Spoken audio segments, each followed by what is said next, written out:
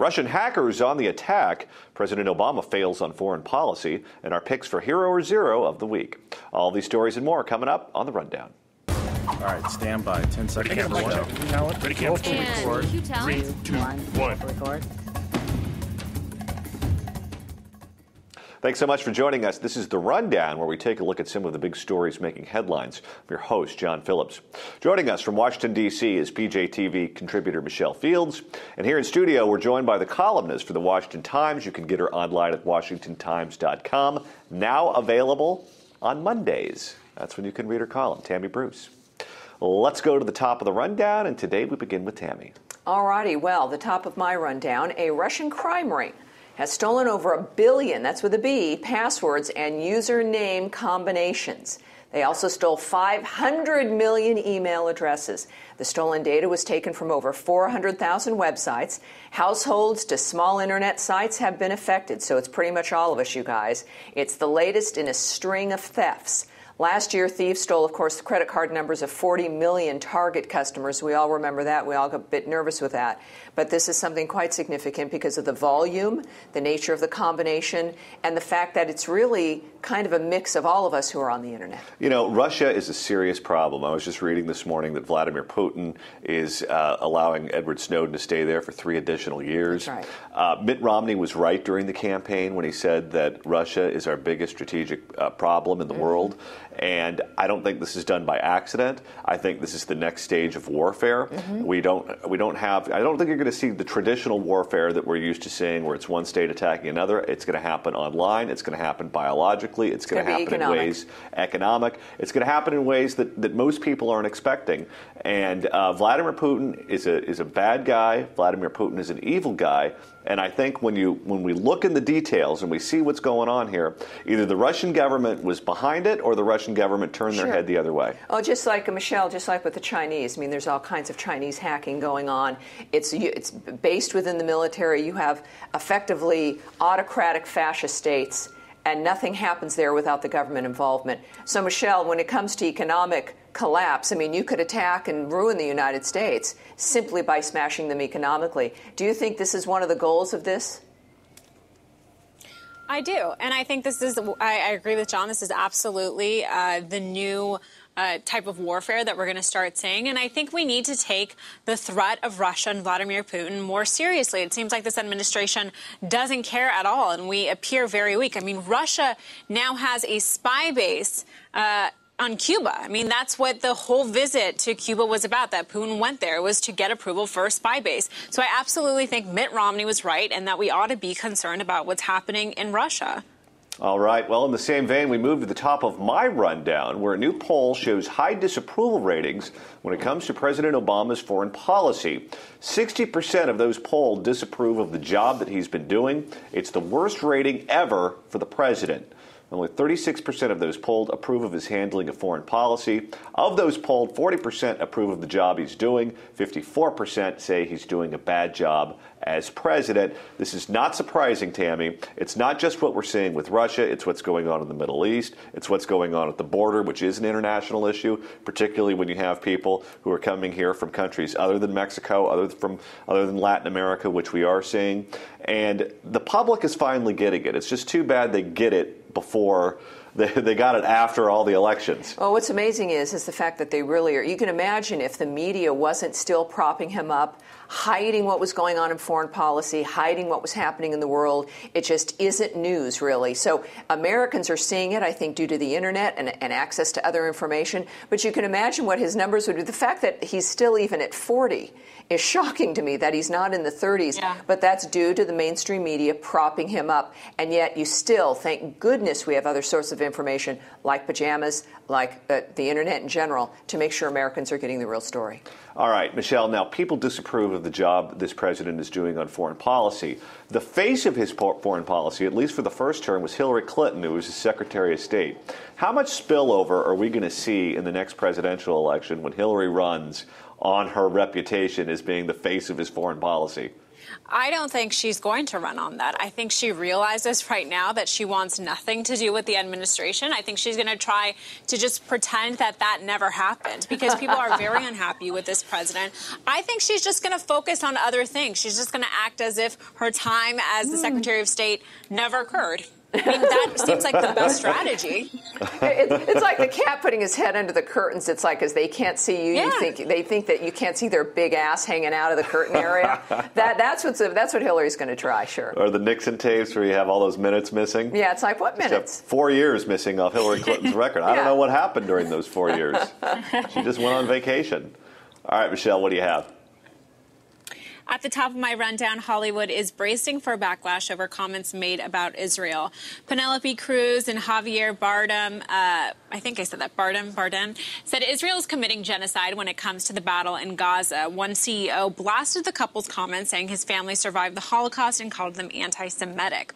However, there are a number of celebrities supporting Israel. They include Howard Stern, Joan Rivers, Barbara Streisand, Steven Spielberg, and Bill Maher. But there are still tons of others on Twitter, like Rihanna, Selena Gomez, that are tweeting out Free Palestine and negative comments towards Israel. Why are they doing this? Don't they realize that they should just butt out and this is probably a bad strategy for them? Well, they're stupid. And the problem is they don't know that they're stupid, which is frequently a symptom that stupid people have, or a problem that stupid people have. I would refer you to a response written by John Voight. I don't know if you saw it, but John Voight responded to these two. And he absolutely blew them out of the water. It's fantastic. I highly recommend that everyone read it. I was in New York last week, so I heard about that. I saw it going by, and I thought, well, this is great, because when you know someone's responding, the other problem with these celebrities is they have a certain clique that they hang out with.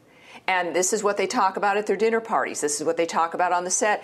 According, in their world, everyone thinks that way. And so they have this limited view, and so they go on Twitter because that's all they're hearing, and then they get shocked when it's a problem. I mean, this is the issue of their limited, disconnected kind of contact within the bubble of Hollywood, whether they live directly in Hollywood or not. And it's, of course, it's this kind of smug, grand view of oneself, which fame can give you. And I think it's good. I think it's a wake-up call for the celebrities who realize, well, wait a minute, maybe my world isn't like the rest of the world. And I think it's important for us to push back. And, you know, they play smart people in the movies. Yes. And I think to a certain degree, because it was their lines were written by smart people. Yes. And to a certain degree, they internalize it after they've done it for so long. And they think, wait a minute, I'm the smart person. Everyone knows me as this character. Everyone knows me as a smart person. So they care about what I think about world affairs, when in reality, we don't, or at least we shouldn't. Let's just hope then Ben Affleck doesn't really start thinking he's Superman. That would be bad. There. Faster than a speeding bullet. Yes. All right, now it's time to move on to Zero or Hero. This is where we pick a person or group for doing something very good or very bad. Michelle, you're up first. Okay, so my zero goes to First Lady Michelle Obama. Why? Well, for comments she made at the U.S.-Africa Leaders Summit in Washington, D.C., where she said that women are smarter than men. Take a listen. We can't waste the spotlight. It is temporary, and life is short, and change is needed. And women are smarter than men. Well, there is that. That just goes without saying. But and the men can't complain because you're outnumbered today. She basically said that women are smarter than men. I think that's. I think there are probably a lot of women who are smarter than men, but I just don't think a first lady should be saying that all women are smarter than men. Well, here's the question. Not tactful. If she thinks women are smarter than men, who did she vote for in the 2008 Democratic primary? Thank you, Johnny. And, you know, look, just also I'm just furious. This is at the Africa Summit. Hundreds of girls are still missing and being used as suicide bombers by Boko Haram. Hundreds, and they continue to do it. And women and girls are being murdered. And her answer was, #bring back our girls. You know, it is this empty rhetoric that is literally helping to kill people, because then people think you've done something and you haven't, and the hell continues. All right, time to move on to my zero. Mine is the Saudi Arabian people for losing their minds after a TV anchorwoman appeared on camera without a headscarf. The anchor had previously worn a headscarf in previous newscasts, but when she appeared from a London studio, Tammy, you're going to have to pronounce the name of this channel. El Akbariya. Well, we'll go with that. All right. Strict Islamic dress codes in Saudi Arabia require women to dress modestly and wear a headscarf and veil. Spokesman for the TV station has promised that this will not happen again. She's dressed, as you can tell from that clip, very modestly. You know, it's up to the neck, which is something I tend to not do myself. Long, long sleeves past her wrists. The only thing missing is the headscarf, obviously coming out of London. Look, there's, I think, the entire Middle East. I don't know if everyone there has got to be scared to death right now, completely confused, running for their lives. It's a mess. For them to be focusing on this kind of a dynamic when everything's at stake is a little silly, I think. That's right. All right, Tammy, you're up next. All right, my heroes, multiple, are train passengers in Perth, Australia, for helping save a man whose leg got stuck between the train and the platform. You always hear mind the gap. He did not. He was boarding the train when his leg got wedged in that gap. Now, the strangers came to the rescue by organizing everything. They came together. They told the train not to move. They got to the conductor. They then all, as you'll see, pushed, here we go, pushing the train so he could, this is just beautiful. I get the chills looking at it. This is the human condition versus what's going on in the Middle East these days. So that he could free his leg and then get on the train. And they pushed just enough. And you can see the man there in the orange vest.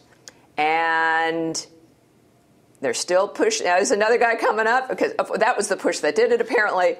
They're doing more, and they keep moving it, but it took everyone to move that train. It's the Australians, you know, there we go. There we go. And now he's up.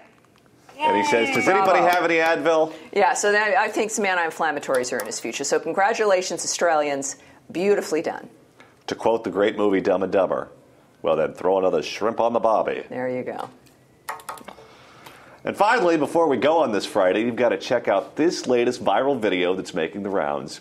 It's of a dog getting scared by a lion cub. I'd get scared, too. Animal training facility in South Africa. Aww. The video has almost 4 million views in just 5 days. Let's go ahead and take a look. Sweet. She doesn't see that one coming then. Check this too.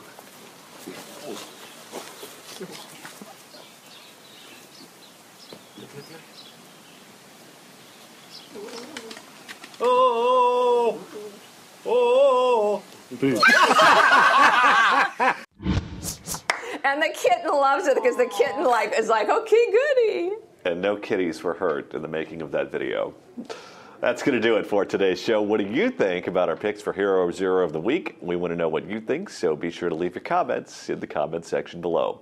I'm John Phillips for Tammy Bruce, joining me here in Los Angeles, and Michelle Fields, the nation's capital, not to mention very scared dogs. Thanks so much for watching The Rundown.